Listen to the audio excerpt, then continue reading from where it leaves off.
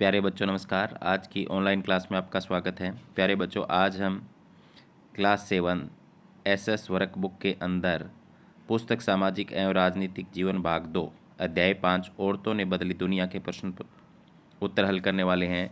तो जो बच्चे चैनल पर नए हैं या जिन बच्चों ने अभी तक चैनल को सब्सक्राइब नहीं किया, सब्सक्राइब कर लें, लाइक कर दें, अपने साथियों को शेयर कर दें। तो शुरू करते हैं आज की क्लास में। पहला प्रश्न, समाज लड़कों और लड़कियों के व्यवहार, बुद्धि, कार्यवादी के बारे में अलग अलग अपेक्षाएं रखता है। कम से कम 6 बातें लिखकर बताओ। तो नंबर 1, समाज के हिसाब से लड़कों को बाहर का कार्य था मेल जोल बढ़ाना चाहिए और लड़कियों को घर का कार्य करना चाहिए। दूसरा, लड़कों की अपेक्षा लड़कियों में बुद्धि कम होती है। तीसरा, लड़कों की अपेक्षा लड़कियां कम काम करती है। चौथा, लड़का बड़ा होकर घर का नाम रोशन करेगा, लड़कियां प्रायः धन शादी कर दी जाएगी।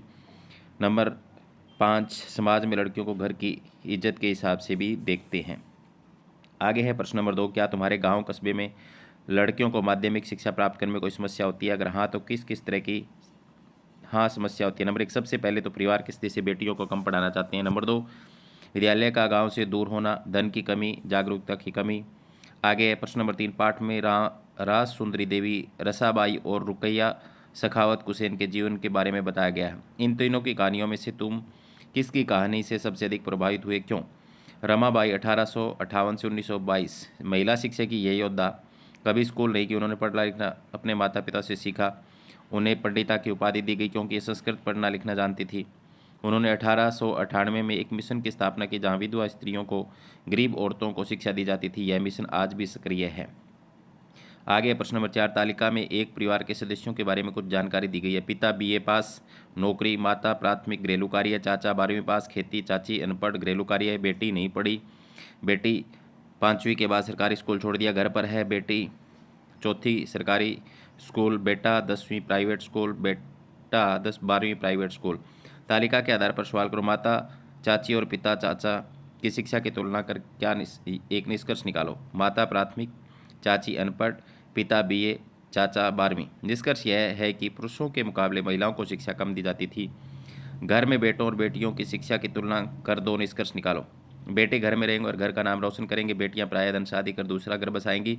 नंबर 2, बेटों को बाहर के कार्य सिखाए जाते हैं, बेटियों को घर के काम सिखाए जाते हैं। तुम्हारे गांव कस्बे से क्या किसी महिला सरपंच का चुनाव है? उसका नाम लिखो। हाँ, हमारे घर में महिला सरपंच को चुना है, उसका नाम अंगूरी देवी है।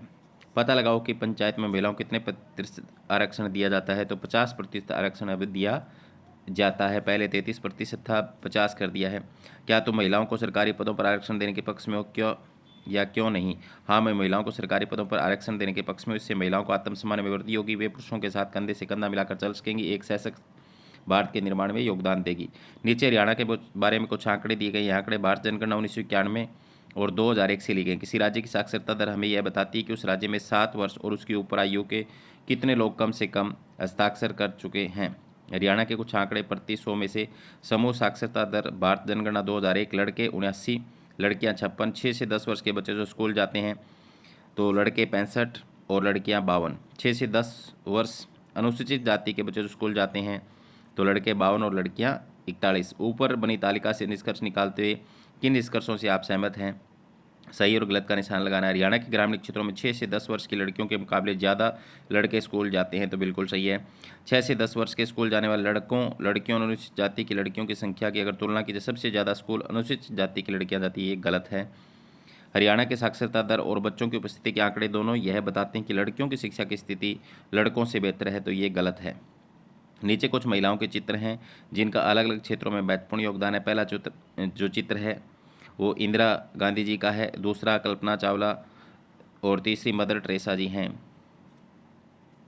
तो इनके बारे में हमें लिखना है। तो इनके बारे में पहला है इंदिरा गांधी, ये भारत की प्रधानमंत्री थी। इन्होंने देश की बिगड़ती अर्थव्यवस्था को पटरी पर लाकर खड़ा किया। कल्पना चावला अंतरिक्ष में उड़ने वाली पहली भारतीय महिला थी। इन्होंने अंतरिक्ष के क्षेत्र में महत्वपूर्ण योगदान दिया। मदर टेरेसा, इन्होंने कोलकाता में मिशनरीज ऑफ चैरिटी की स्थापना की। इन्होंने मरते दम तक लोगों की सेवा की। इसके बाद में महिला आंदोलन किन किन मुद्दों पर कार्य करते हैं? तुम्हें क्या लगता है, अगर तुम्हारे गांव की महिलाएं आंदोलन चलाएगी तो किस मुद्दे पर चलाएंगी? महिला आंदोलन लड़कियां और महिलाओं को पढ़ने का अधिकार, कानूनी सुधार, हिंसा, घरेलू हिंसा, स्वास्थ्य आदि मुद्दों पर कार्य करते हैं। यदि हमारे गांव में आंदोलन चलाएगी तो मुद्दे शिक्षा, स्वास्थ्य, घरेलू हिंसा आदि होंगे। पाठ में दिए महिला आंदोलन द्वारा चलाए गए अभियानों की 3 उपलब्धियां लिखो। कई महिला संगठन इस आंदोलन के हिस्से हैं। नंबर 2, कई पुरुष भी महिला आंदोलन को समर्थन करते हैं। नंबर 3, इस आंदोलन से लड़कियों और महिलाओं की स्थिति बेहतर हुई है। प्रश्न नंबर 11, तुम्हारे अनुसार महिला आंदोलन का क्या लोकतंत्र को सशक्त करने में मदद करते हैं? अगर हाँ तो कैसे? हाँ, महिला आंदोलन लोकतंत्र को सशक्त करने में मदद करते हैं। इससे चेतना जागृत करने, भेदभाव का मुकाबला करने तथा न्याय हासिल करने के लिए भिन्न भिन्न रणनीतियों का उपयोग किया जाता है। जा तेरे सौपन बड़े हों, भावना की गोद से उतरकर जल्द पृथ्वी पर चलना सीखे, चांद तारों सी अप्राप्य सच्चाइयों के लिए रूठना मचलना सीखे, हंसे मुस्कुराएं गाएं, हर दिए की रोशनी देखकर ललियाएं, उंगली जलाएं, अपने पाँव पर खड़े हों, जा तेरे सौपन बड़े हों। दुष्यंत कुमार ने ये लिखा है। कुछ अर्थ अप्राप्य कम जिनको पाया नहीं जा सकता, मचलना, तड़पना, ललियाएं, उत्साहित होना, सौपन, सपने। इस कविता में दुष्यंत कुमार लड़कियों के लिए अपनी कुछ इच्छाएं व्यक्त कर रहे हैं। नीचे लिखे कथनों में से कौन कौन से कथन उनकी इच्छा को व्यक्त कर रहे हैं? सही और गलत का निशान लगाकर बताओ। लड़कियां अपने जीवन की कठिनाइयों से डरे, तो ये गलत है। लड़कियां अपने सपनों को पूरा करने की कोशिश करें, ये सही है। लड़कियां जिंदगी में आने वाली चुनौतियों से जूझे, ये भी सही है। लड़कियां अपनी ज़िंदगी में आने वाली मुश्किलों से हार मान ले, ये गलत है।